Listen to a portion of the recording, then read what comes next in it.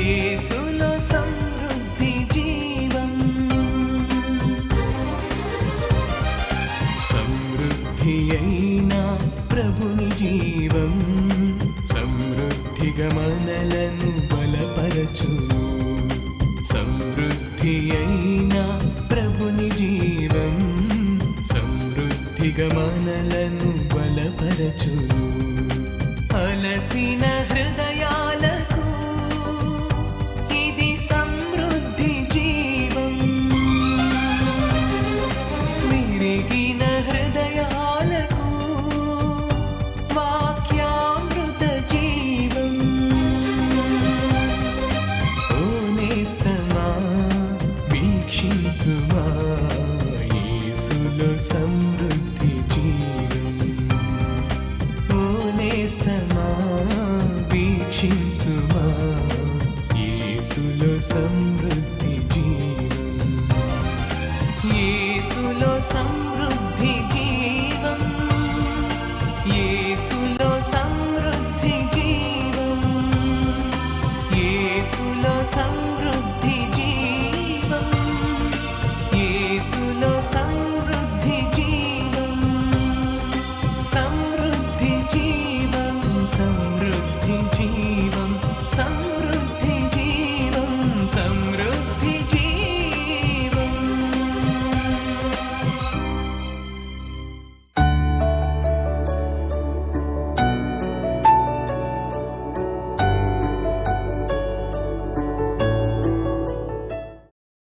మరొకసారి మిమ్మల్ని అందరినీ కూడా ఈ పునరుత్థానపు ఆరాధన దినమున పునరుద్ధానుడైన యేసుక్రీస్తు నామములో మీకు ప్రభుపేట శుభములు తెలియజేస్తున్నాను.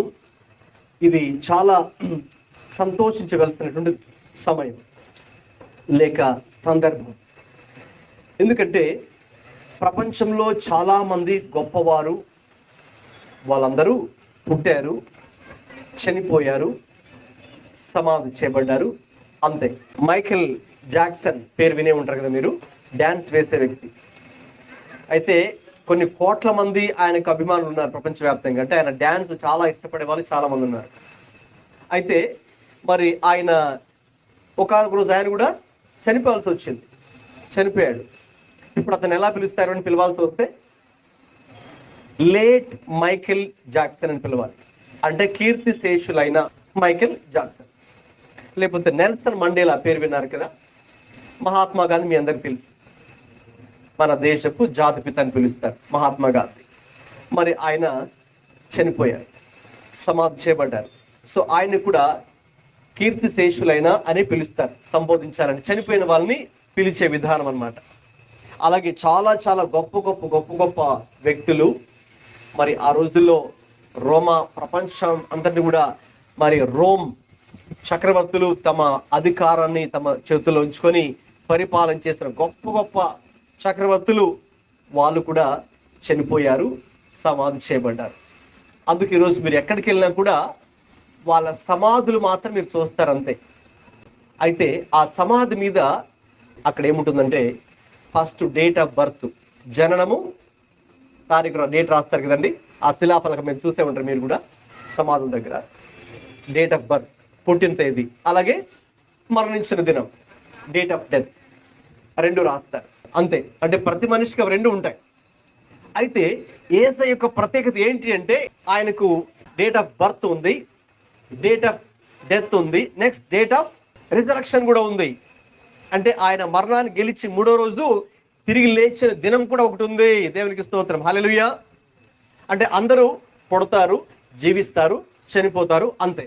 యేసు ప్రభువారు ఆయన మరణాన్ని గెలిచి, ప్రపంచంలో ఒకే ఒక వ్యక్తి మరణాన్ని గెలిచి సమాధిని గెలిచి తిరిగి లేచిన వ్యక్తి కేవలము ప్రభువైన యేసుక్రీస్తు మాత్రమే. హల్లెలూయా. అందుకే నా హృదయం ఎంతో సంతోషంగా ఉంది ఉదయకాలంలో.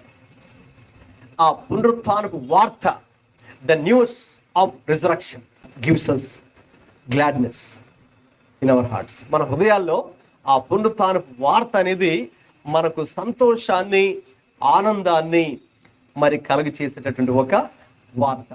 ఈ రోజున దేవుని యొక్క వాక్యం ధ్యానం చేద్దాం. ఈ యొక్క వార్తను ఎలా ఆ రోజుల్లో వారు స్పందించారో చూద్దాం. దయచేసి అందరూ కూడా మన పరిశుద్ధ గ్రంథాలు మత్తయి సువార్త 28వ అధ్యాయము మొదటి 10 వచనాలు చదువుకుందాం.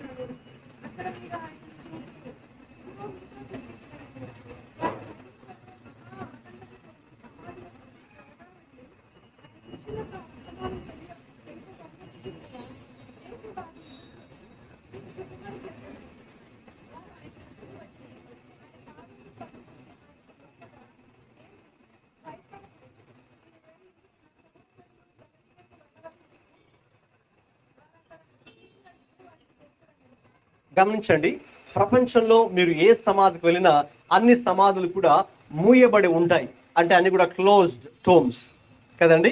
మీరు వెళ్ళగానే మీకు అది తెలిసిపోద్ది, ఓకే ఇది సమాధి చేయబడింది. అదేమి దాన్ని ఏమి తీసి ఉండదు, ఓపెన్ చేయబడి ఉండదు కదా, అన్ని క్లోజ్. ఎందుకంటే ఆ వ్యక్తిని అక్కడ మరి సమాధి చేశారు కాబట్టి, పాతి పెట్టారు కాబట్టి అక్కడ దాన్ని మొత్తం అంతా కూడా దాన్ని ఒక సమాధి లాగా చేసి అలాగా శిలాఫలకం పెట్టి ఉంటుంది. So it's a closed tome, అంటే అది మూయబడిన సమాధిలే మీరు చూస్తారు. అయితే ప్రపంచంలో ఒకే ఒక సమాధి తెరవబడిన సమాధి, అంటే ఓపెన్ గా ఉండే సమాధి ఒకటే ఒకటి, అదే ప్రభు అయినటువంటి యేసుక్రీస్తు యొక్క సమాధి. హల్లెలూయా. ఆ రోజున ఏం జరిగిందంటే, మరి శుక్రవారం దినమున యేసుక్రీస్తు ప్రభు వారు మరి ఆయన సిలువ వేశారు. ఉదయము 9 గంటల నుంచి మధ్యాహ్నం 3 గంటల వరకు కూడా మరి ఆయన సిలువ మీదే ఉన్నారు. ఆయన ఆ రోజున యెరూషలేము వీధుల్లో మరి ఆయన్ని సిలువ మోయించి ఆయన కొరడాలతో కొడుతూ మరి ఆ తల మీద కూడా ముళ్ళ కిరీటం పెట్టి అలాగే తర్వాత ఊరి బయట యెరూషలేము వెలుపల బయట లాంటి ఒక కొండ మీద తీసుకెళ్ళిపోయి ఆ కల్వరి గొల్గొతా కొండ మీద అతన్ని సిలువ వేశారు. మరి దాని తర్వాత మరి ఆయన ఇంకా తీసుకెళ్ళిపోయి చనిపోయిన తర్వాత సమాధి చేశారు.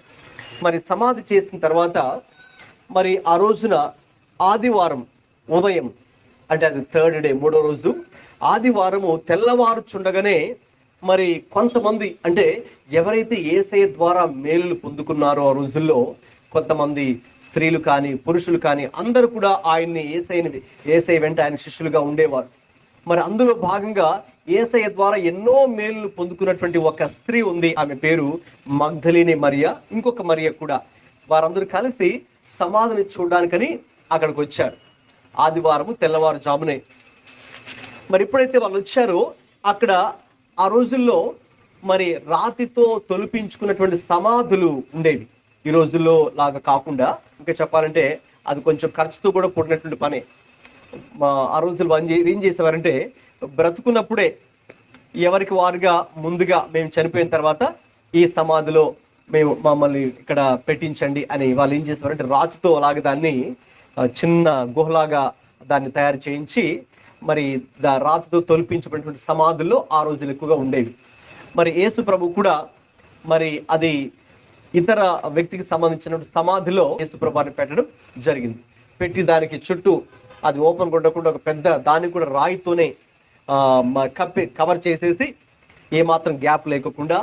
తర్వాత ఇంకేంటి, ఆ రోజుల్లో మరి ఇదిగో శిష్యులు ముందే చెప్పారండి, ఆయన చనిపోతే మళ్ళీ తిరిగి లేస్తాడు అని చెప్పాడు, కాబట్టి మీరు జాగ్రత్తగా ఆయన బాడీని పెట్టండి అక్కడ. ఒకవేళ శిష్యులు వచ్చి దొంగగా వచ్చి ఆయన శరీరం ఎత్తుకెళ్ళిపోయి ఆయన తిరిగి లేచేశాడని చెప్తారేమో, అది జరగకుండా ఉండాలని ఆ రోజుల్లో ఈ శాస్త్రులు పరిసయ్యులు, అంటే ఎవరైతే యేసు ప్రభు అంటే పడదో వాళ్ళు ఏం చేశారంటే, అది ఆ గవర్నమెంట్ వాళ్ళకి చెప్పినప్పుడు ఆ రోమ ప్రభుత్వం వాళ్ళు ఏం చేశారంటే చాలా జాగ్రత్తగా అంతా కూడా రాతితో దాన్ని దొర్లించి, పెద్ద రాతిని దాన్ని దొర్లించి, ఎక్కడ గ్యాప్ లేకుండా దాని మీద ఏం చేస్తారంటే ఒక సీల్ కూడా వేశారనమాట.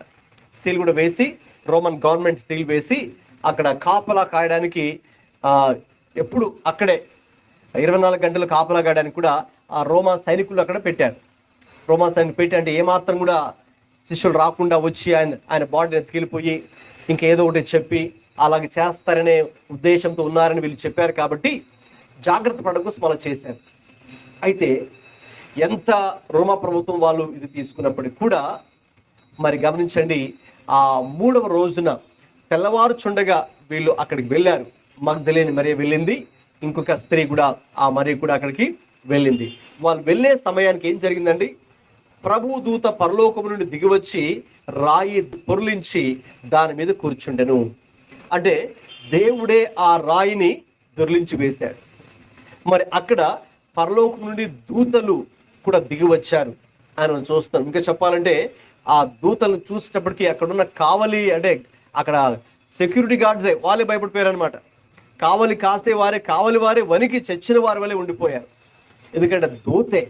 వాళ్ళు అనుకున్నారు ఎవరో మనుషులు వస్తారేమో, వాళ్ళ శిష్యులో మరి యేసుకి సంబంధించిన వాళ్ళు వచ్చి ఏదో చేస్తారేమో అనుకున్నారు, కానీ వాళ్ళు ఎవరు రాలేదు. కానీ వారికంటే ముందుగా పరలోకం నుంచి దూతనే, దేవుని దూత దిగి వచ్చి మరి ఆ రాతి దొర్లించి పక్కకు పొర్లించి మరి అక్కడ దాని మీద కూర్చున్నట్టుగా మనం చూస్తూ ఉన్నాం. ఇక ఎప్పుడైతే వాళ్ళు అక్కడ భయపడుతూ ఉన్నారు, దూతలు కూడా ఒక్కసారిగా అక్కడికి వెళ్ళి చూసినప్పుడు మరి భయపడిపోతున్నారు. ఎప్పుడైతే ఆ దూతలు చూసి భయపడిపోతున్నారో ఆ దూత ఒక సందేశాన్ని చెప్పడం జరిగింది. అదేంటండి, 5వ వచనంలో ఉంది. దూత ఆ స్త్రీలను చూచి, మీరు భయపడకుడి, శిలువ వేయబడిన యేసుని మీరు వెతుకుచున్నారని నాకు తెలియను. ఆయన ఇక్కడ లేడు, తాను చెప్పినట్టే ఆయన లేచి ఉన్నాడు. రండి, ప్రభు పండుకొనిన స్థలమును చూచి త్వరగా వెళ్ళి ఆయన మృతులలో నుండి లేచి ఉన్నాడని ఆయన శిష్యులకు తెలియజేయుడి. ఇదిగో ఆయన గలిలయలోనికి మీకు ముందుగా వెళ్ళుచున్నాడు, అక్కడ మీరు ఆయనను చూతురు, ఇదిగో మీతో చెప్పితిని అని ఆ దూత ఆ స్త్రీలకు చెప్పడం జరిగింది. వాళ్ళేమో వచ్చారు అక్కడి సమాధి దగ్గరికి, తెల్లవారుజామునే వచ్చేసారు. వస్తే ఆ సమయానికి ఆ రాయి మరి దొర్లించి ఉంది. మరి అక్కడ దూత ఉన్నాడు, వీళ్ళేమో భయపడిపోతున్నారు. ఇంకా చెప్పాలంటే ఇది చూసి వాళ్ళు భయపడి ఇంకా మన యోహాను సువార్తలు చూస్తే ఇక మగ్దలేని మరి ఏడవడం స్టార్ట్ చేసింది. దూతను కూడా అక్కడ ఉన్నటువంటి ఒక కావలి వ్యక్తి అనుకొని ఏం చెప్పిందో చూద్దాం. చూడండి, యోహాను సువార్త 20వ అధ్యాయము 13వ వచనం చదవండి. ఎందుకు ఏడుస్తున్నావమ్మా అని అడిగితే ఆమె ఏం చెప్తుంది, నా ప్రభువుని ఎవరో ఎత్తుకొని పోయారండి, ఆయన ఎక్కడ ఉంచిరో నాకు తెలియలేదు అని చెప్తుంది. ఆమె ఏడుస్తుంది, నాకు మరి చెప్పండి, నా ప్రభు ఇక్కడ లేడు, ఎవరో ఎత్తుకుని పోయారు ఆయన్ని, ఆయన ఎక్కడున్నాడు నాకు చెప్పండి అని ఆమె ఆ మాట చెప్పి వెనుకలా తిరిగిందండి. వెనకలా తిరిగింది లేదో, ఎవరున్నారండి వెనక, యేసు నిలిచి ఉండుట ఆమె చూసింది. ఆయన్ని కూడా గుర్తుపట్టలేదంట, యేసు అని గుర్తుపట్టలేదు. గుర్తుపట్టకుండా ఆయన కూడా ఏమడుతుంది, అమ్మ ఎందుకు ఏడుస్తున్నావు అని యేసయ్య అడిగితే, నువ్వు ఎవరిని వెతుకుతున్నావు అని ఆమెను అడుగగా ఆమె ఆయన యేసయ్యని ఏమనుకుందండి, తోటమాలి అనుకొని, అంటే అక్కడ పనిచేసే వ్యక్తి అనుకుంది, అక్కడ ఒక పని మనిషి అనుకొని, ఒక తోటమాలి అనుకొని ఏమడుతుంది, అయ్యా నీవు ఆయనను ఒకవేళ మోసుకుని పోతే, తీసుకుని వెళ్ళుంటే, మోసుకుని పోయినడల ఆయన ఎక్కడ ఉంచుతావో నాకు చెప్పుము, నేను ఆయనను ఎత్తుకుని పోదునని చెబుతూ ఉంది. మరియా మరి యేసుని చూచి కూడా ఆయన ఒక విధంగా ఎవరో తోటమాలి అక్కడ పనిచేసే వ్యక్తి ఏమో అనుకుంది. అయితే వాస్తవంగా మరి ఆయనే యేసు అని తెలియదు. అయితే వెంటనే యేసు ఆమెను చూచి మరియా అని పిలిచాడు. మరియా అని పిలవగానే అప్పుడు ఆమె ఆయన వైపు తిరిగి ఆయనను రబ్బూని అనగా బోధకుడా, హెబ్రీ భాషలో రబ్బూని అని పిలిచెను. ఆ మాటకి బోధకుడని అర్థం. అప్పుడు ఆమెకు అర్థమైందండి. అప్పుడు దాకా ఏడుస్తూ ఉంది, అంటే ఎవరో నా ప్రభుని ఎత్తుకెళ్ళిపోయారు, ఇప్పుడు మనకి ఇంకా ఆ శవం కూడా మనకి దక్కకుండా చేశారు, ఎటు ఆయన చంపేశారు దారుణంగా, మరి ఇప్పుడు ఆయన శవాన్ని కూడా మనకు దక్కకుండా చేశారే అని ఆమె ఎంతో బాధపడుతూ ఉంది. అయితే యేసయ్య తిరిగి లేచాడనే విషయాన్ని ఆమె గ్రహించలేదు. ఎప్పుడైతే మరి ఆమె చూసిందో తర్వాత అక్కడ మరి మన మత్తయి సువార్త చూసినప్పుడు ఆ దూతలు కూడా ఆమె చెప్పిన మాట ఏంటంటే, మీరు భయపడకుడి, భయపడకుడి. అలాగే యేసయ్య చెప్పకనే చెప్పిన మాట ఏంటంటే, నీవు భయపడవద్దు, లేక నీకు ఏడవాల్సిన అవసరం ఇక నీవు లేదు, ఎందుకంటే మరి నేను తిరిగి లేచాను. దేవునికి స్తోత్రం, హల్లెలూయా. ఈ పునరుత్థానపు సందేశం ఏంటంటే, it's a message of comfort.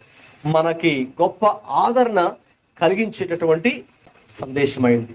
యేసుక్రీస్తు యొక్క పునరుద్ధానము, ఆయన తిరిగి లేచినటువంటి యొక్క సందర్భము ఏంటంటే, ఇక మనము మరి ఏడవలసిన అవసరము లేదు, లేక భయపడవలసిన పని లేదు, లేక విచారించాల్సిన అవసరం లేదు, లేక దుఃఖించాల్సిన అవసరమును అంతకన్నా లేదు. ఎందుకంటే మన దేవుడు తిరిగి లేచినటువంటి దేవుడు.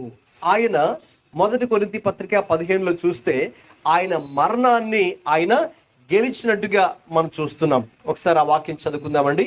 కొరింథీలకు రాసిన 1 పత్రిక 15వ అధ్యాయము 53 నుంచి. క్షయమైన ఈ శరీరము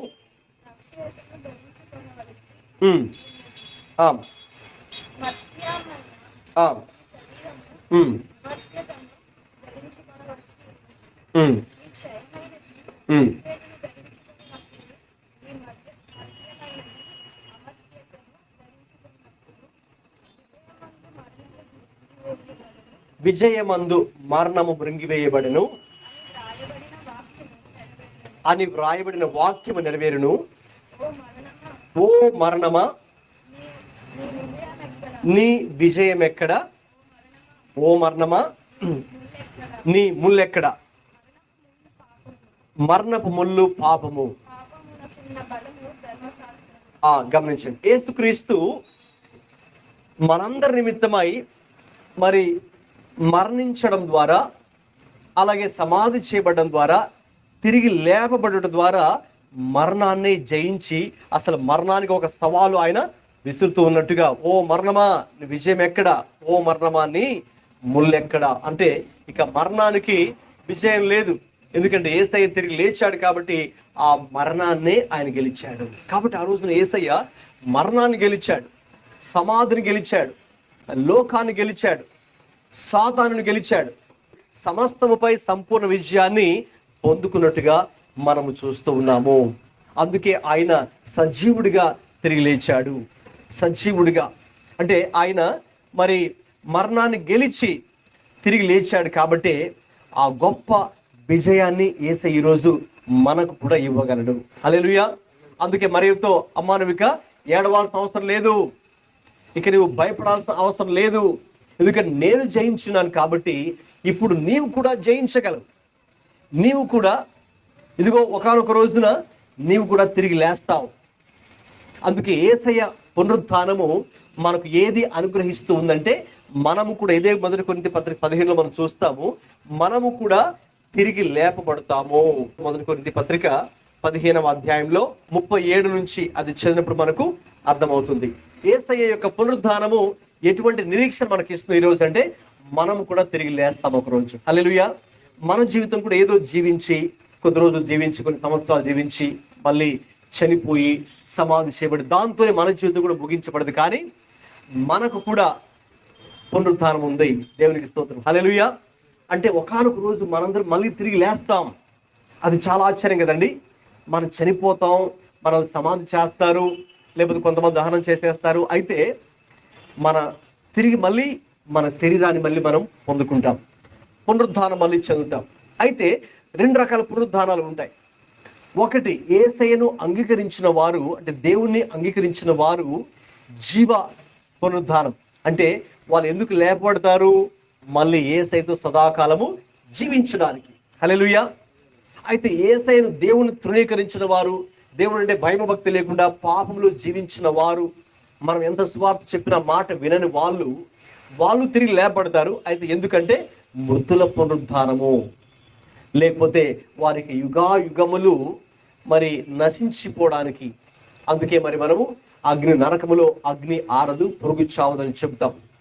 అలాగే మళ్ళీ చనిపోరు, అక్కడ చావైతే ఉండదు, కానీ ఇలాగే హింసించబడుతూ బాధ గుండా అనుభవించాల్సిందే నరకంలో.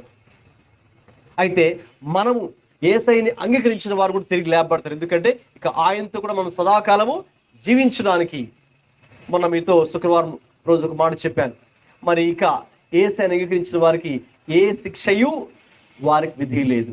క్రీస్తు యేసునందున్న వారికి ఏ శిక్షయు విధి లేదు. అంటే యేసయ్యని అంగీకరించిన వారికి ఇక శిక్ష ఉండదు, ఇక నరకం ఉండదు, మనం ఇక తీర్పులోకి రాము. అంటే దేవుని ఉగ్రత మన మీద ఉండకుండా దేవుడు మనల్ని తప్పించి ఇక మనల్ని కూడా తిరిగి లేచేటట్టుగా దేవుడు మనల్ని చేస్తాడు.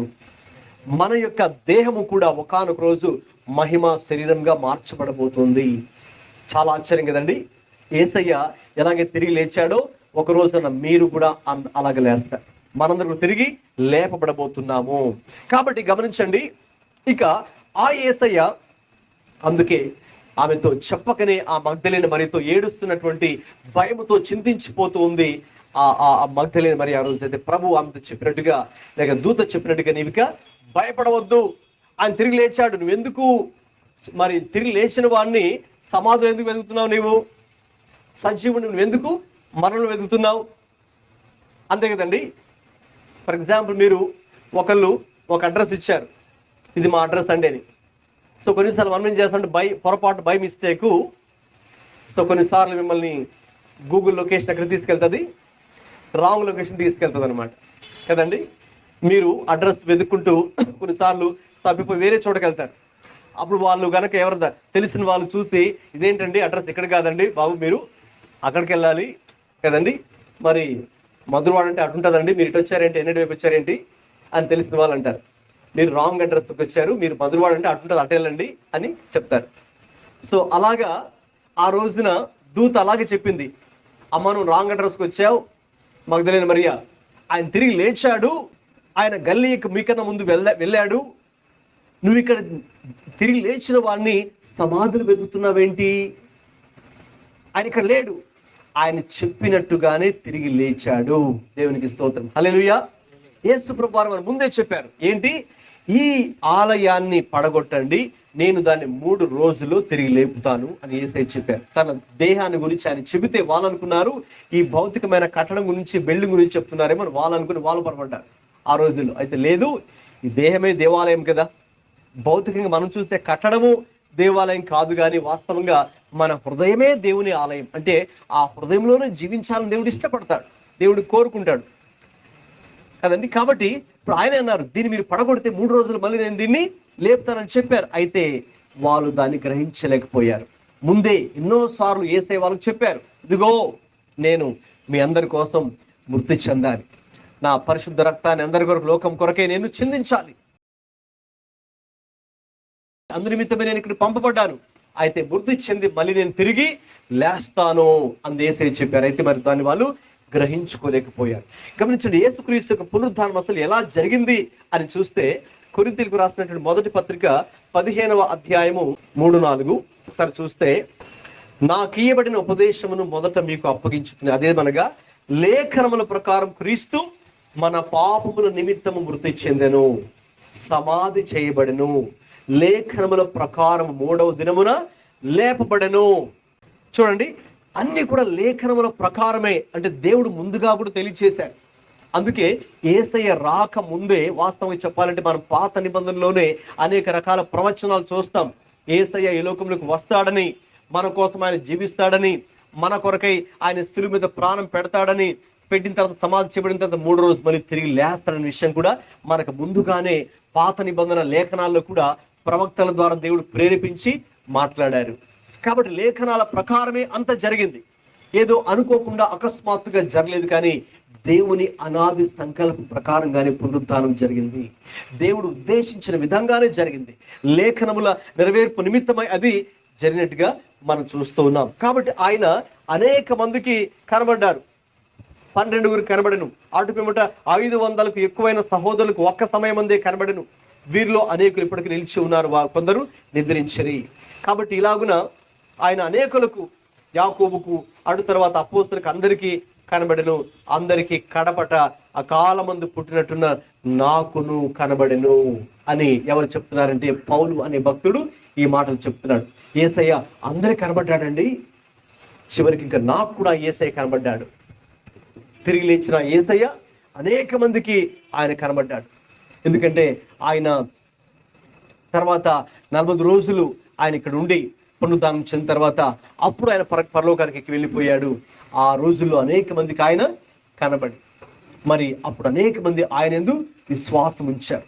ఇంకా చెప్పాలంటే వారి సొంత ప్రాంతంలో ఉన్నవారు కావచ్చు, గ్రామస్తులు కావచ్చు, లేకపోతే కుటుంబీకులు కావచ్చు, వాళ్ళు కూడా పునరుద్ధానం తర్వాతే ఆయన దేవుడు అనే విషయాన్ని వాళ్ళు నమ్మారు. అప్పుడు దాకా చాలా మంది గ్రహించలేదు. అయితే పునరుద్ధానం చెందిన తర్వాత ఆయన దేవుడిని విషయాన్ని గ్రహించారు. కాబట్టి ఈ రోజున ఈ పునరుద్ధానం సందేశం ఏంటంటే మనకు కూడా గొప్ప ఆదరణను, ధైర్యాన్ని కలిగించే వార్త. ఆ రోజున ఆ మగ్దలేని మరియా మిగతా స్త్రీ వాళ్ళు భయపడిపోతున్నారు. వారు చింతిస్తున్నారు, అయ్యో ఎవరో ఎత్తుకెళ్ళిపోయారే నా ప్రభువుని, అయ్యో ఇక ఇంకేం చేయాలి, మరి ఆయన్ని చూడడానికి అవకాశం లేకుండా పోయిందే, ఆయన దక్కించుకోలేకపోయామే అని ఆమె బాధపడుతుంది. వెంటనే ప్రభు ప్రత్యక్షమే, అమ్మా నీవు భయపడొద్దు, బాధపడొద్దు, దిగులు పడొద్దు, నేను తిరిగి లేచిన దేవుణ్ణి అని చెప్పడంలో ప్రభు ఏం చెప్తున్నారంటే ఈ రోజున మనం కూడా ఏ పరిస్థితిని బట్టి భయపడేవారుగా, బాధపడేవారుగా, చింతించేవారుగా కాకుండా నాతో పాటు పునరుత్థానం చెందిన యేసయ్య నాకు తోడుగా ఉన్నాడు అని నమ్మాలి. హల్లెలూయా. తిరిగి లేచిన దేవుడు. అందుకే మనం పాటలు పాడుతున్న టైంలో మీతో ఒక విషయం అన్నాను. ఎవరైనా సరే మిమ్మల్ని అడిగితే మీరు ఏ దేవుడు నమ్ముకున్నారమ్మా అని అడిగితే, మీరు నమ్ముకున్న దేవుడు, మీరు చర్చికి వెళ్తున్నారు కదా, ప్రార్థన చేస్తున్నారు కదా, మరి ఆ దేవుడు ఎటువంటి దేవుడు అని అడిగితే అప్పుడు మీరు ఏం చెప్పొచ్చండి ధైర్యంగా? మేము నమ్ముకున్న దేవుడు సజీవుడు, హల్లెలూయా, ఆయన తిరిగి లేచిన దేవుడు, పునరుద్ధానం చెందిన దేవుడు. అంటే ఆయన ఇప్పుడు ఆయన ఉన్న దేవుడు. ఏదో చనిపోయి సమాధి చేయబడి వెళ్ళిపోయిన దేవుడు ఆయన కాదు, నశించిపోయిన దేవుడు కాదు, అంతరించిపోయిన దేవుడు కాదు, చరిత్రలో కనుమరుగైపోయిన దేవుడు కాదు, కానీ ఆయన తిరిగి లేచిన దేవుడు.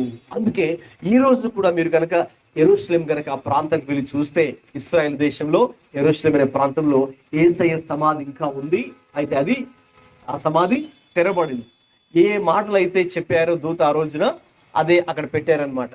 ఏమని ఉంటుందంటే, ఆయన ఇక్కడ లేడు, ఆయన తిరిగి లేచాడు. ఆయన చెప్పినట్టుగానే ముందే చెప్పారు కదా, యేసయ్య తిరిగి లేస్తానని 3వ రోజున. కాబట్టి ఆయన ఇక్కడ లేరు, ఆయన తిరిగి లేచాడు. కాబట్టి ఆయన సమాధి ఇప్పటి వరకు కూడా ఖాళీగానే ఉన్న సమాధి. అందుకే ప్రపంచంలో మరి చాలా చాలా గొప్ప ప్రభావము ఎవరు చేశారు అని కనుక చూస్తే, ఒక సర్వే చేశారు. చేసి ఒక 10 మంది పేర్లు, ఇలాగా మహాత్మా గాంధీ అని, నెల్సన్ మండేలా అని, రకరకాలుగా ప్రపంచాన్ని ఎవరెవరు ప్రభావితం చేశారు అని చూస్తే ఆ లిస్టులో టాప్ ఫస్ట్ నేమ్ ఎవరిదంటే యేసుక్రీస్తు పేరు. హల్లెలూయా.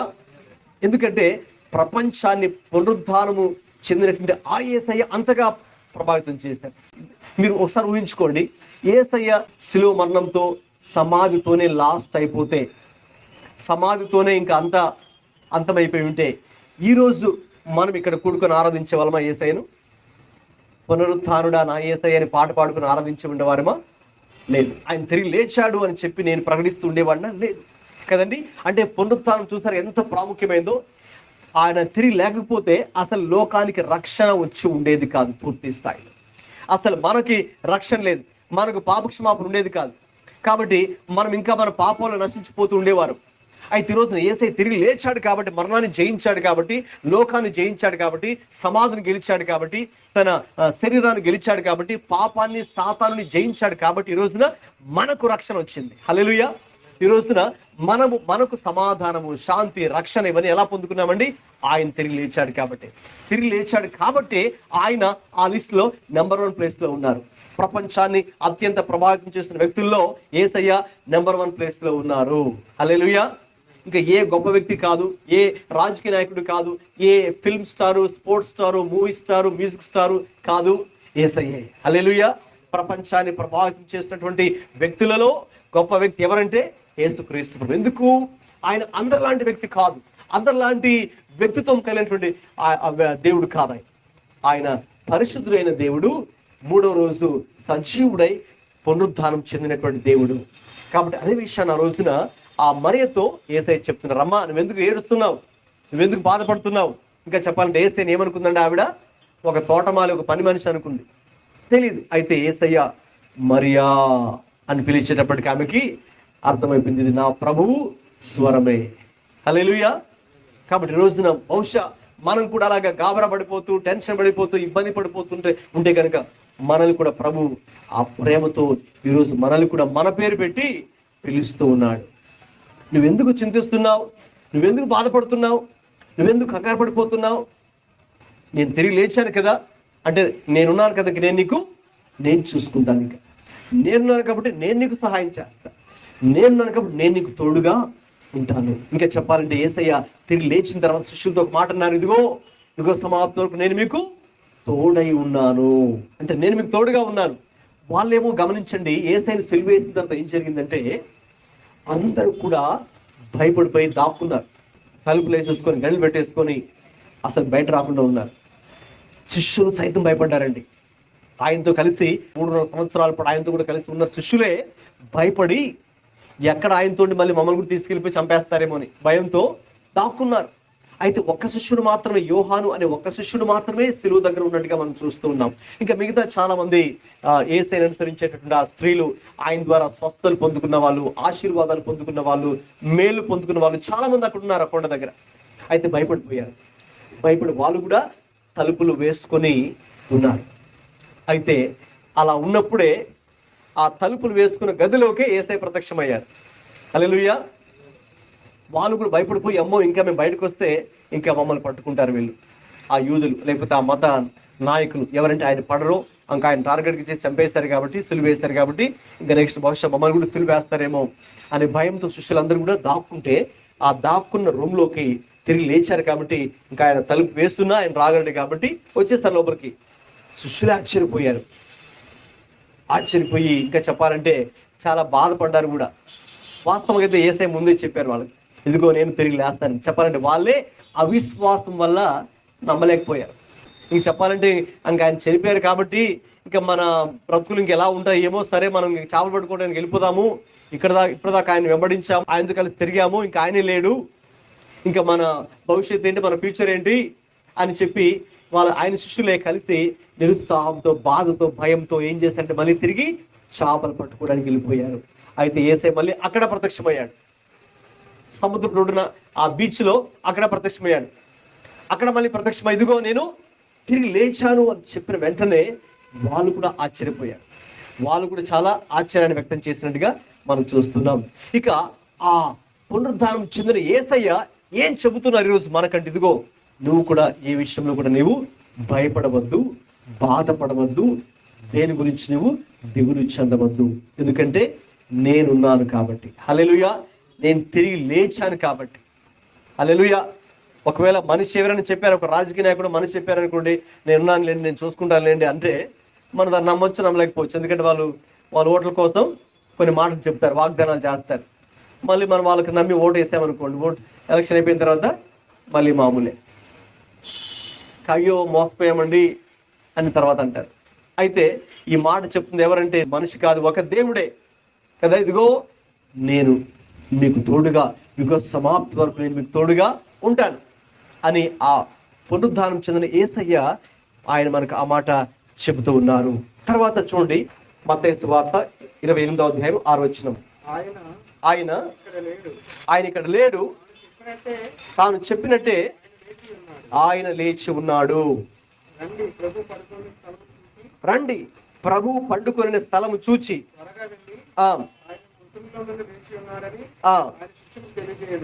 గమనించండి. ఇక్కడ మొట్టమొదటిగా ఈ పునరుత్థానపు వార్త మనకు గొప్ప ఆదరణను, కంఫర్ట్ ని కలగచేస్తుందని చెప్పారు.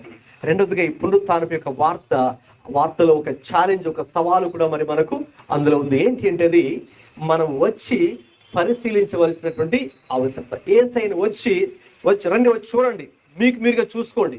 ఒకవేళ నేను చెప్పే మాటలు మీకు నమ్మకం కుదరకపోతే మీరే వచ్చి చూడండి, మరి ఆయన లేడు, ఆయన తిరిగి లేచాడు అని ఆ దూత ఆ రోజు అక్కడికి వెళ్ళినటువంటి ఆ యొక్క స్త్రీలతో చెప్పినట్టుగా మనం చూస్తున్నాం. ఆ విషయము మనకు ఏం తెలియజేస్తుంటే, మనం కూడా మన జీవితాల్లో ఎవరికి వారుగా వ్యక్తిగతంగా యేసయ్యను పరిశీలించవలసిన అవసరం ఉంది. మనము కూడా ఎవరికి వారుగా యేసుక్రీస్తు ఎవరో వ్యక్తిగతంగా అనుభవించవలసి వచ్చింది. రైట్. ఇప్పుడు నేను మీకు చెప్తున్నాను, యేసు ప్రభు గురించి నేను మీకు చెప్తున్నాను. అయితే మీరేం చేయాలి?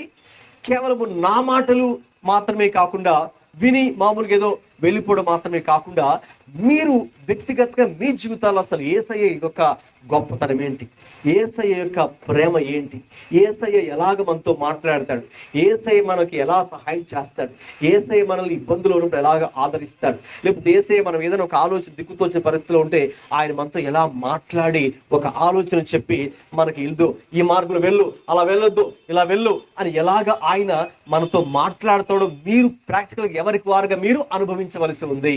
హల్లెలూయా.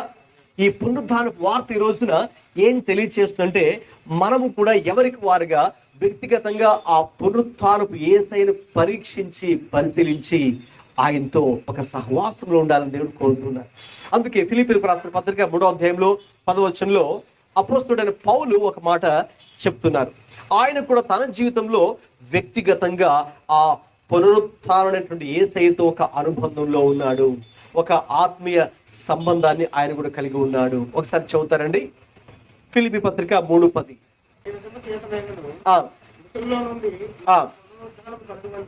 ఏ విధము చేతనైనను మృతులలో నుండి నాకు పునరుత్థానము కలుగవలనని ఆయన మరణ విషయంలో సమాన అనుభవము గలవాడనై ఆయనను ఆయన పునరుత్థాన బలమును ఎరుగు నిమిత్తము ఆయన శ్రమలలో పాలువాడగుట ఎట్టిదో ఎరుగు నిమిత్తము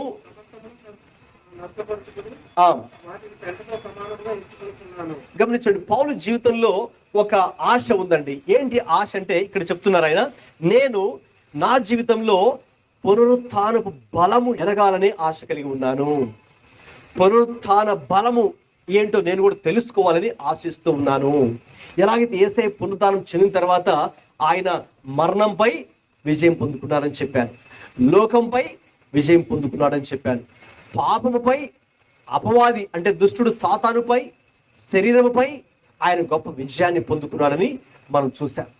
కాబట్టి యేసుక్రీస్తు ఎలాగైతే అన్ని విషయాలపై విజయాన్ని పొందుకొని విజయశీలుడా మనం పాడుకున్నాం కదా, విజయశీలుడా అంటే ఆయన అన్ని విషయాల్లో విజయాన్ని పొందుకున్నాడు. అటు సమాధిపై, శరీరముపై, లోకముపై, సాతానుపై, పాపంపై, సమస్త దురాత్మ శక్తులపై ఆయన విజయాన్ని పొందుకున్నాడు. కాబట్టి అందుకే మనం విజయశీలుడా అని మనం పాడుతాం, విజయశీలుడు. సో ఇప్పుడు ఆయనైతే ఎలాగ విజయశీలుడిగా ఉన్నాడో, ఎలాగైతే విజయాన్ని పొందుకున్నాడో, ఇప్పుడు నాకు కూడా అదే బలం కావాలి అని ఒక వ్యక్తి, ఒక భక్తుడు ఈ మాట చెప్తున్నాడు. పౌలు భక్తుడు ఆ మాట చెప్తున్నాడు. ఏంటి, నాకు కూడా ఇప్పుడు ఆ పునరుత్థాన బలము ఎట్టిదో నేను కూడా దానిని ఎరుగు నిమిత్తము తెలుసుకోవాలి అనుకుంటూ ఉన్నాను. తెలుసుకోవాలి అంటే ఎలాగంటే నేనే స్వయంగా వ్యక్తిగతంగా అనుభవించాలని చెప్తున్నాను. అంటే ఇప్పుడు నేను హైదరాబాద్ హలీం గురించి మీకు చెప్పాను అనుకోండి, దాని గురించి వివరిస్తే మీకు అది ఎలా ఉంటుందో మీకు తెలియదు. సో అది హైదరాబాద్ చికెన్ హలీం ఇలా ఉంటుంది అని పక్కాగా మీకు తెలియాలంటే మీరు ఏం చేయాలండి, వెళ్ళి తినాలి. వెళ్ళి తింటే ఓహో హైదరాబాద్ హలీం అంటే ఇలా ఉంటుందా, చికెన్ హలీం అంటే ఇలా ఉంటుంది, ఓకే మటన్ హలీం అంటే ఇలా ఉంటుందా. ఇంతకుముందు నేను చెప్తే విన్నాను, కానీ ఇప్పుడు నేనే స్వయంగా దాన్ని టేస్ట్ చూస్తే ఓహో ఇలా ఉందా, ఓకే కొంత మీకు నచ్చచ్చు నచ్చకపోవచ్చు, అది వేరే విషయం. అయితే మీరు వ్యక్తిగతంగా మీరే స్వయంగా దాన్ని రుచి చూసి ఆ వస్తువు ఏంటో, ఆ ఆహార పదార్థం ఎలా ఉంటుందో మీరు దాన్ని తెలుసుకుంటూ ఉన్నారు కదా. అలాగే సేమ్ వే ఇప్పుడు యేసుక్రీస్తు ప్రభు ఎవరో, ఆయన ఎలాగ సమాధిపై విజయాన్ని పొందుకున్నాడో, లోకంపై విజయాన్ని ఎలా పొందుకున్నాడో, శరీరంపై విజయాన్ని ఎలా పొందుకున్నాడో, పాపముపై సాతానుపై, సాతాను శోధనపై, చీకటి శక్తులపై ఎలా విజయం పొందుకున్నాడు, ఎలాగో ఇప్పుడు నేనే స్వయంగా దాన్ని కూడా నేను వ్యక్తిగతంగా అనుభవించాలి ఇప్పుడు. హల్లెలూయా. అందుకే యేసుక్రీస్తుని నేను ఇంకా ఎరుగు నిమిత్తం అంటున్నాడు.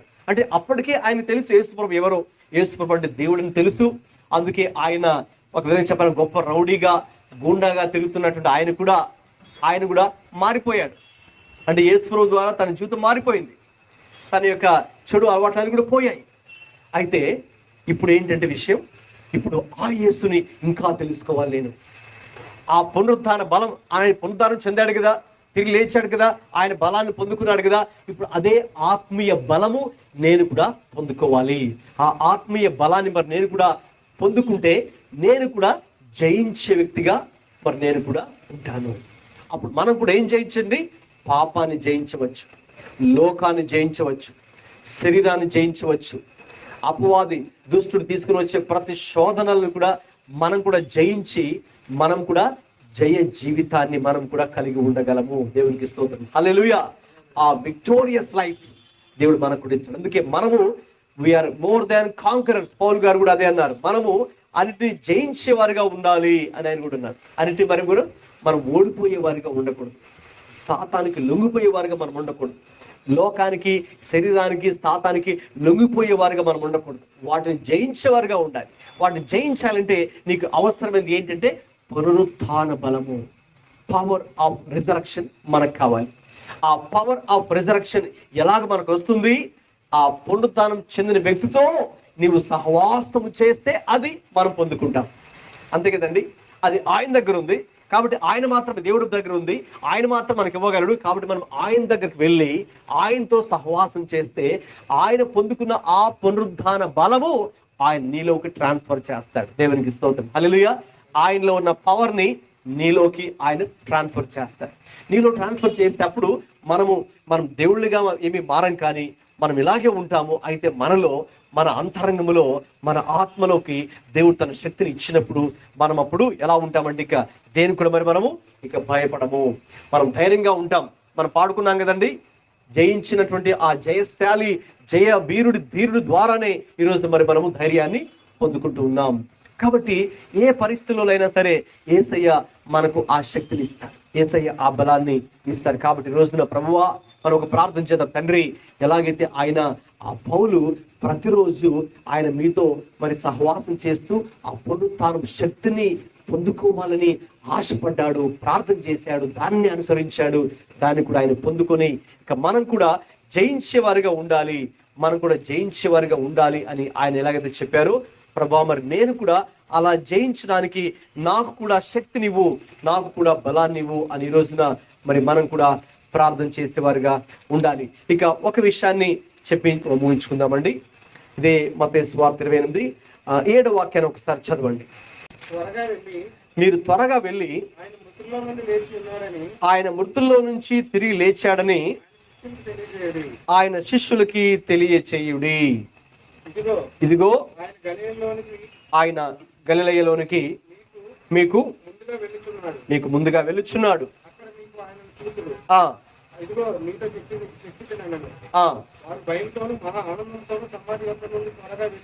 త్వరగా వెళ్ళి ఆయన శిష్యులకు ఆ వర్తమానము తెలుపు పరిగెత్తుచుండగా. చాలండి, ఇక్కడ ఒక ఆజ్ఞ, కమాండ్ కూడా ఆ దూత ఇక్కడ మనకి ఇస్తున్నట్టుగా ఆ మగ్దలేని మేరకు ఇతర స్త్రీకి చెప్తున్నట్టుగా చూస్తున్నాం. ఒక ఆజ్ఞ ఏంటి అంటే, ఇదిగో మీరు ఇక్కడ ఉండొద్దు, ఇంకా మీరు చూశారుగా, మీరు వచ్చారు, మీరు చూశారు కదా, కాబట్టి ఇప్పుడు ఆ యేసయ్య లేడు, ఆ యేసయ్య తిరిగి లేచాడు. కాబట్టి మీరు త్వరగా వెళ్ళి అక్కడ ఆ ప్రాంతంలో, ఆ ఊర్లో, ఆ గలిలీలో వాళ్ళందరూ ఉన్నారు కదా, వాళ్ళకి మాట చెప్పండి, యేసయ్య తిరిగి లేచాడు, ఆయన పునరుత్థానం చెందాడు అని వాళ్ళకు ఈ మాట చెప్పండి అని ఆ దూత చెప్పడం మనం చూస్తున్నాం. కాబట్టి మనం కూడా ఈ పునరుత్థానపు సందేశాన్ని మనకి అయితే మనం ఫస్ట్ రావాలి, మనం ఫస్ట్ సమాధిలో చూడాలి, మనం ఫస్ట్ మనగా పరిశీలన చేసుకోవాలి, పరీక్షించాలి, ఆ శక్తిని మనం పొందుకోవాలి, ఆ కృపను మనం పొందుకున్న తర్వాత నెక్స్ట్ చేయవలసిన పని ఏంటంటే ఇక మనం వెళ్ళి ఆ విషయం ఎవరికైతే తెలియదో, పునరుత్థానపు సమాచారం, పునరుత్థానపు వార్త ఎవరికైతే తెలియక భయంతో అక్కడ తలుపులు వేసుకొని బంధించుకొని గళ్ళు పెట్టేసుకొని లోపల ఉంటున్నారో వారికి వెళ్ళి చెప్పండి. ఎవరైతే భయంలో ఉన్నారో వెళ్ళి వారికి వార్త చెప్పండి. ఒక్కసారిగా ఆ భయం అంతా తొలగిపోతుంది. ఎవరైతే బాధలో ఉన్నారో వెళ్ళి ఆ బాధపడే వారికి చెప్పండి. ఎవరైతే కన్నీటి గుండా వెళ్తున్నారో, ఎవరైతే వ్యక్తిగత సమస్యలు, కుటుంబ సమస్యలు లేక అనారోగ్య సమస్యలు ఉన్నారో వెళ్ళి వాళ్ళకి మాట చెప్పండి. యేసయ్య తిరిగి లేచాడు, ఆయన నీకు తోడుగా ఉంటాడు, ఆయన నీకు సహాయం చేస్తాడు, ఆయన నిన్ను స్వస్థపరుస్తాడు, ఆయన నీకు అన్ని పరిస్థితుల నుంచి ఆయన విడిపించి నీకు గొప్ప విజయాన్ని ఇస్తాడని చెప్పండి. ఎందుకంటే ప్రజలు ఈ వార్త వినవలసిన అవసరంలో ప్రజలు ఉన్నారు. ఎందుకు భయంతో ఉన్నారండి? వారికి ఆ వార్త తెలియదు. ఈ రోజుల్లో కూడా మన సమాజాన్ని తీసుకుంటే, మన బంధువులు, మన స్నేహితులు, మనతో కలిసి పనిచేసేవారు, మన సమాజాన్ని తీసుకుంటే ప్రజలు కూడా చాలా అనేక రకాల భయాల్లో ఉన్నారు. కొంతమంది బంధకాల్లో కొంతమంది ఉన్నారు, విచారణలో కొంతమంది ఉన్నారు, విచారిస్తూ కొంతమంది కృంగిపోతూ ఉన్నారు. చాలా అనేక రకాల అనారోగ్యాల చేత ఆసుపత్రులలో కొంతమంది ఉన్నారు. మరి తల్లిదండ్రులు లేక అనాథాశ్రమాల్లో కొంతమంది ఉన్నారు. రకరకాలుగా ఎవరు పట్టించుకోకుండా వృద్ధాశ్రమాల్లో కొంతమంది మరి తల్లిదండ్రులు పెద్ద వయసులో విడిచిపెట్టి వెళ్ళిపోయిన వాళ్ళు ఉన్నారు కదండి. రోడ్ల మీద కొంతమంది తిరుగుతూ ఉన్నారు. అనాథలుగా అడుక్కుంటూ కొంతమంది ఉన్నారు. మరి ఇలాగ రకరకాలుగా ప్రజలు వారి వారి బాధల్లో, వారి వారి ప్రతికూల పరిస్థితుల్లో, ఇబ్బందుల్లో కుంగిపోతూ ఉన్నారు. కొంతమంది కన్ఫ్యూజన్లో, కొంతమంది ఏం చేయాలో తెలియ కొంతమంది ఏమో మరి ఎంత చదువునా, మరి ఎంత ఉద్యోగ ప్రయత్నాలు చేసినా మరి ఏం ఉద్యోగం రావట్లేదని ఆత్మహత్యలు చేసుకుంటున్నటువంటి యువతలు కొంతమంది ఉంటున్నారు కదండి. రకరకాలుగా సమస్యలు ఉన్న వాళ్ళు ఉన్నారు. కాబట్టి మీరు అందుకే మీరు త్వరగా వెళ్ళాలి. ఆ స్త్రీలకు ఆ రోజు దూత చెప్పింది, మీరు త్వరగా వెళ్ళి వారికి వార్త చెప్పండి, యేసయ్య తిరిగి లేచాడని. ఎందుకంటే వారు ఈ వార్త వినాలి. ఈ వార్త వింటేనే అప్పుడు వాళ్ళు కూడా అమ్మ అవునా యేసయ్య తిరిగి లేచాడా అమ్మా అని వాళ్ళు కూడా తలుపు తెరుచుకొని ఆ గడి తీసే వాళ్ళు కూడా లోపల నుంచి బయటకు వస్తారు. వాళ్ళు కూడా హ్యాపీగా బయట తిరుగుతారు, సంతోషంగా వాళ్ళు కూడా ఇతరులకి చెబుతారు ఈ వార్త. ఎందుకంటే వాళ్ళు కూడా వెళ్ళి వాళ్ళకు గొప్ప నిరీక్షణ కలుగుతుంది. ఎందుకంటే ఇప్పుడు they are hopeless, they need to get hope. వారికి నిరీక్షణ లేదు కాబట్టి లోపల బంధకాలు ఉండిపోయారు. ఇప్పుడు ఈ వార్త చెప్పగానే వాళ్ళకి ఏమొస్తుందండి? గొప్ప నిరీక్షణ కలుగుతుంది, గొప్ప ఆనందం కలిగి, సంతోషం కలిగి, ఆహా యేసయ్య తిరిగి లేచాడా, అయితే సంతోషం, ఇంకా మేము భయపడాల్సిన పని లేదు, ఇంకా వాళ్ళకి భయపడాల్సిన అవసరం లేదు, మేము అసలు ధైర్యంగా తలెత్తుకొని నలుగురిలో తిరగొచ్చు, మా యేసయ్య మాకు తోడుగా ఉన్నాడని చెప్పొచ్చు అని వాళ్ళు కూడా ఆ రోజున ధైర్యం వారికి కలిగింది. కాబట్టి ఈ యొక్క వార్తను మనము కూడా ఇతరులకు చెప్పవలసినటువంటి అవసరత ఉంది. ఈ సువార్త ఏంటి? పునరుద్ధానానికి సంబంధించిన సువార్త. యేసయ్య తిరిగి లేచాడు, యేసయ్య సజీవుడు అనే విషయం మనం కూడా మనకు తెలిసిన వారికి, మన బంధువులకు, మన ఇరుగు పొరుగు వారికి, మన ప్రాంత ప్రజలకు, మన చుట్టుపక్కల ఉన్నటువంటి వారికి, మీతో కలిసి జాబ్ చేసే వారికి, స్టడీస్లో ఉన్న వాళ్ళకి, కొలీగ్స్కి, మీ జూనియర్స్కి, మీ సీనియర్స్కి యేసయ్య సజీవుడు, ఆయన ఇంకా జీవిస్తూనే ఉన్నాడు, ఆయన సజీవుడు. కాబట్టి తప్పకుండా బ్రదర్, తప్పకుండా సిస్టర్, తప్పకుండా దేవుడు మీకు తోడుగా ఉంటాడండి, తప్పకుండా ఆ దేవుడు ఆయన కాపాడుతాడు అనే ఆయన సువార్త మరి మనం వాళ్ళకు చెప్పాలి. అది కూడా ఎలా చెప్పాలండి? త్వరగా చెప్పమని దూత చెబుతుంది. ఎందుకంటే ఒక సమయం రావచ్చు మనం చెప్పడానికి అవకాశం ఉండకపోవచ్చు. ఆ సమయం ఉండగానే చెప్పాల్సిన అవసరం ఉంది. ఇంకొక చిన్న విషయం చూసుకొని ముగించుకుందాం. 7-8 వచనాలు చూస్తే మత్తయి సువార్త 28లో 7 చదివారు కదండి, ఇప్పుడు 8 చదవండి. వారు భయంతో మహా ఆనందంతో సమాధి వద్ద నుండి త్వరగా వెళ్ళి ఆయన శిష్యులుగా వర్తమానం తెలుపు పరిగెత్తుతుండగా యేసు వారిని ఎదుర్కొని శుభమని చెప్పారు. వారు ఆయన వద్దకు వచ్చి పాదములు పట్టుకొని ఆయనకు మొక్కగా. గమనించండి, ఎప్పుడైతే ఇంకా దూత మీరు వెళ్ళండి, త్వరగా వెళ్ళండి, వెళ్ళి ఈ విషయం వాళ్ళకి చెప్పండి అని చెప్పారు. ఇంక వాళ్ళు వెళ్తున్నారన్నమాట. వారు వెళ్తుండగా యేసయ్య వారిని ఎదుర్కొన్నారంటే దాని అర్థం యేసయ్య వారికంటే ముందుగా వెళ్ళారు. యేసయ్యే ఆ ప్రాంతానికి వీరికంటే ముందుగా వెళ్ళినటువంటి దేవుడు. దేవునికి స్తోత్రం, హల్లెలూయా. యేసయ్యే మన జీవితాల ముందు ఆయనే నడిచే దేవుడు. మనం అనుకోవచ్చు ఈ పరిస్థితిలో మేము ఒక్కళ్ళే బాధపడిపోతున్నాం, ఈ పరిస్థితి నేను ఒక్కడనే సఫర్ అయిపోతున్నాను, ఈ ఒక్కడనే నేను ఇబ్బంది పడిపోతున్నానేమో అని నువ్వు అనుకుంటున్నావేమో. అలా అనుకోవద్దు. యేసయ్య నీకు తోడుగా ఉన్నాడు. అలాగే యేసయ్య నీకంటే ముందుగా నడుస్తాడు ఆయన. హల్లెలూయా. యేసయ్య నీకంటే ముందుగా నడిచి ఆయనే మార్గాన్ని సిద్ధపరుస్తాడు. హల్లెలూయా. ఎలాగైతే ఎవరొక విఐపి నడుస్తున్నప్పుడు ఆయనకంటే ముందు వెళ్ళి జనాలు క్లియర్ చేస్తారు కదండి, జనాలు క్లియర్ చేసి ఆయనకి మార్గాన్ని ఏర్పాటు చేస్తారు. రెండు సార్ అని ఈ సెక్యూరిటీ గార్డ్స్ క్లియర్ చేస్తారు పాత్ని, వేని. అలాగా యేసయ్యే మన కోసం ముందు నడిచి మరి మన కోసం మార్గాన్ని ఆయనే ఏర్పాటు చేసి మనం ఇంక చక్కగా నడవచ్చు, మనం ఇంక చక్కగా ముందుకి కొనసాగిపోవచ్చు. ఇంకా ఆయన ముందు నడుస్తున్నట్టు అర్థం ఏంటి? ఏ అడ్డులు ఏ ఆటంకాలను మరి అవి ఆయన చూసుకోండి చెప్పండి. ఇంకా ఆయన చూసుకుంటాడు. ఆయన ముందు నడుస్తున్నాడంటే ఆయన అవన్నీ అడ్డులు, ఆటంకాలు, అనారోగ్యాలు కదండి, మనకున్న సమస్యలు ఆయన తొలగించి ఇక మన మార్గాన్ని సరళం చేసి మనము ఆయనతో సహవాసం ఉండడానికి దేవుడే మనకు సహాయం చేయాలి. అందుకే యేసయ్య చెప్పారు, ఇదే అధ్యాయంలో చివరి వాక్యం చదవండి.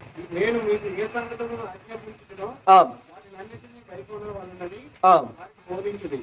ఇదిగో యుగ సమాప్తి వరకు సదాకాలం మీతో కూడా ఉన్నానని వాళ్ళతో చెప్తున్నాను. అదండి ప్రభు ఇచ్చినటువంటి వాగ్దానం ఏంటంటే, తర్వాత కూడా యేసయ్య ఇంకా పరలోకానికి వెళ్ళక ముందు కూడా చెప్పినటువంటి చివరి మాట అండి అది. ఇదిగో యుగ సమాప్తి వరకు నేను మీకు తోడై ఉన్నాను, యుగ సమాప్తి వరకు నేను మీకు తోడుగా ఉంటాను.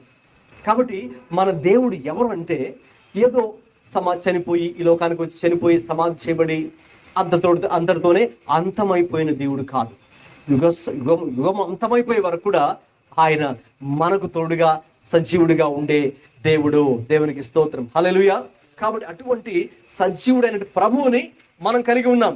ఆయన చెప్పారు, నేను మీకు తోడుగా ఉన్నాను. ఆయన ఒక మాట చెప్పారు అంటే ఆయన మనకు తోడుగా ఆయన ఉంటారు అని చెప్పినట్టుగా మనం విశ్వాసం ఉంచితే తప్పకుండా మన జీవితాల్లో ఆ దేవుని సన్నిధిని మనం అనుభవిస్తాం. ఆ దేవుని కార్యాలు మనం చూస్తాం.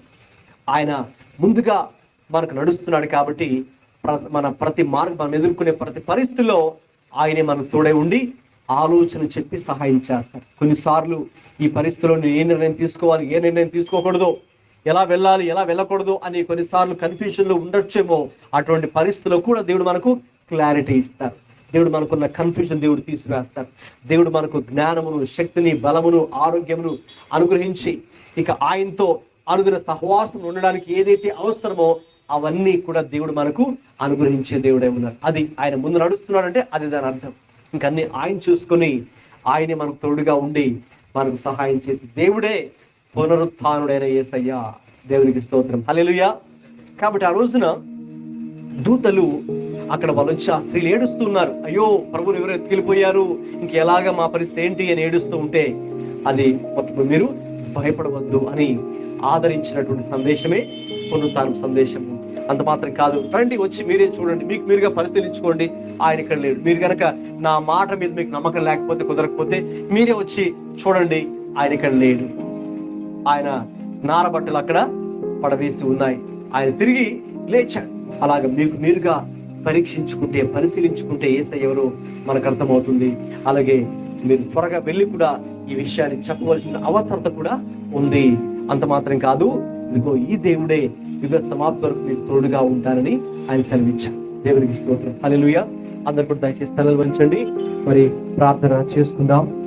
ఈరోజు మన యొక్క ప్రభువు, పునరుత్థానుడైన ప్రభువు ఈ లోకంలో జన్మించి, జీవించి, మరణించి, సమాధితోనే ఆయన జీవితము అంతము కాలేదు. కానీ ఇదిగో యుగాంతం వరకు మనకు తోడుగా ఉండాలనే ఉద్దేశంతో సమాధిని, లోకాన్ని, శరీరాన్ని, అపవాదిని, పాపమును గెలిచి జయించి తిరిగి లేచినటువంటి ఆ జయశీలుడు, పునరుత్థానుడు మన యేసుక్రీస్తు ప్రభువు. కాబట్టి ఆయన్ని చూడడానికి ఆ సమాధి దగ్గరకు వచ్చినటువంటి ఆ స్త్రీలతో దూత చెప్పినట్టుగా భయపడవద్దు, ఆయన ఇక్కడ లేడు, ఆయన చెప్పినట్టుగా తిరిగి లేచాడు. అవును, ఒకవేళ నీవు ఈ రోజున యేసయ్యను ఎక్కడ వెతుకుతూ ఉన్నావు? మృతులలో వెతుకుతున్నావేమో, ఆలోచించుకోలేడు. ఆయన ఇక్కడ లేడు. ఆయన చెప్పినట్టుగానే, ప్రవచనములు తెలియచేస్తున్నట్టుగానే, లేఖనములు తెలియచేస్తున్నట్టుగానే ఆయన తిరిగి లేచాడండి. కాబట్టి ఒకవేళ నీవు భయంలో ఉన్నా, చింతలో ఉన్నా, బాధలో ఉన్నా, కృంగుదలలో ఉన్నా, అనారోగ్యంలో ఉన్నా, ఇదిగో మన యేసయ్య, ఇదిగో మనల్ని నడిపించే దేవుడని, సహాయం చేసే దేవుడని విశ్వాసంతో, ధైర్యంతో నీవు ముందుకు వెళ్ళు. వచ్చి మీరు పరిశీలించుకోండి. అవును, ఈరోజు కూడా ఆ పునరుత్థానం బలము ఎరగాలనే ఆశతో పౌలు ఉన్నట్టుగా గమనించిన మనము కూడా యేసుక్రీస్తు యొక్క పునరుత్థాన బలము ఎరుగుటకు ప్రతిరోజు ఆయనతో సహవాసం చేద్దాం.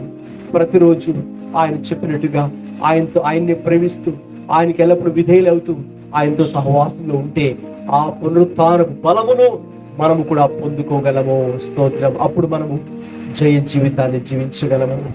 దేవునికి స్తోత్రం. అంత మాత్రమే కాకుండా త్వరగా వెళ్ళి ఇతరులకు చెప్పమనే ఆజ్ఞ కూడా వారికి ఇవ్వబడి ఉండగా మనము కూడా ఈ పునరుత్థానపు వార్తను, ఇది తెలియని వారికి, బాధలో ఉన్నారు కొంతమంది, బంధకాలలో ఉన్నారు కొంతమంది. ఆ రోజున శిష్యులైతే భయంతో తలుపులు వేసుకుని ఉన్నారు. మరి అటువంటి వారికి కూడా మీరు వెళ్ళి చెప్పండి అన్నప్పుడు, అంటే ఎవరైతే భయంలో ఉన్నారో, బాధలో ఉన్నారో, కృంగుదల్లో ఉన్నారో, నిరాశ, నిస్పృహ, నిరుత్సాహంతో నిండిపోయి ఉన్నారు, ఇక నాకు జీవించడానికి అవకాశం లేదని బాధలో ఉన్నారు, అవునండి, అటువంటి వారిని దేవుడు విడిపించాడు. హల్లెలూయా, హల్లెలూయా. కాబట్టి మనము ఆ యొక్క వార్తను వారికి చెప్పవలసిన అవసరం ఉన్నది.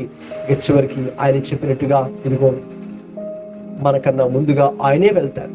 ఆయనే మార్గాన్ని సరళం చేస్తాడు. ఆ కార్యం చేసే దేవుడు ఆయనే. ఆయన సన్నిధి మనకు ముందుగా వెళ్తుంది. ఇదిగో యుగ సమాప్తి వరకు నేను మీకు తోడై ఉన్నాను. దేవుడే మనకు తోడై ఉంటారు. ఆయన సన్నిధి మనకు తోడుగా నడిపిస్తుంది అనే విషయాన్ని ఎరిగిన వారుగా ఈ రోజున ప్రభుకి కృతజ్ఞతలు తెలియచేస్తూ అందరు కూడా ఎవరికి వారుగా సమర్పణ ప్రార్థన చేసుకుందాం. 1 నిమిషం పాటు ఎవరికి వారుగా ప్రార్థన చేసుకొని మనము పునరుద్ధారణని క్రీస్తు సమర్పించుకుందాం.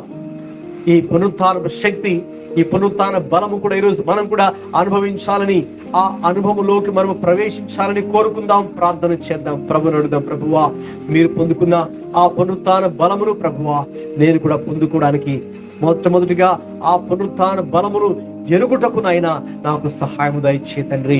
నా హృదయాన్ని తెరవండి ప్రభువా. హల్లెలూయా. నా జీవితాన్ని ఇంకా సంపూర్తిగా మార్చివేయు తండ్రి. మిమ్మల్ని ఇంకా నేను ఎరుగుటకు, తెలుసుకున్నట్టుకు, ప్రేమించుటకు, మిమ్మల్ని వెంబడించుటకు దేవా నా కృప చూపించండి తండ్రి. ఆ పునరుత్థాన బలము ఎరుగు నిమిత్తమేనాయన ఇక నేను తండ్రి అన్నీ కూడా నష్టంగా ఎంచుకుని పౌలు ఏ రీతిగా మిమ్మల్ని వెంబడించాలని ఆశ కలిగి ఉన్నాడు ప్రభువా. ఇక నేను కూడా మీకే ప్రథమ స్థానం ఇస్తూ తండ్రి ముందుకు వెళ్ళే కృపను నాయన నాకు, సంఘానికి, మా అందరికి కూడా దయచేయండి దేవా. ఈ దినాన్న దేవా మీ పరిశుద్ధ లేఖనముల ద్వారా మా అందరితో మాట్లాడి మమ్మల్ని బలపరిచిన అయ్యా మీకు శక్తి చేత నింపి నడిపిస్తున్నందుకే మీకే వందనాలు, స్తోత్రాలు చెల్లించుకుంటూ ఆ రీతిగా మీ వాక్య ప్రకారంగా మేము జీవించే కృపను పరిశుద్ధ ఆత్మదేవుడు ఈ రోజు మా అందరితో ఎవరెవరితో ఏ మాట అయితే మాట్లాడారో ఆ మాట మా హృదయంలో భద్రపరుచుకొని ప్రభువా ఈ వారమంతా కూడా మేము దాన్ని నెమరు వేసుకుంటూ ధ్యానించుకుంటూ మీ కృపలో, మీ సహవాసంలో ముందుకు వెళ్ళే కృప మా అందరికీ అనుగ్రహించి నడిపించమని యేసుక్రీస్తు ప్రభువు పరిశుద్ధ నామములో ప్రార్థిస్తున్నాం తండ్రి. ఆమేన్. ఆమేన్.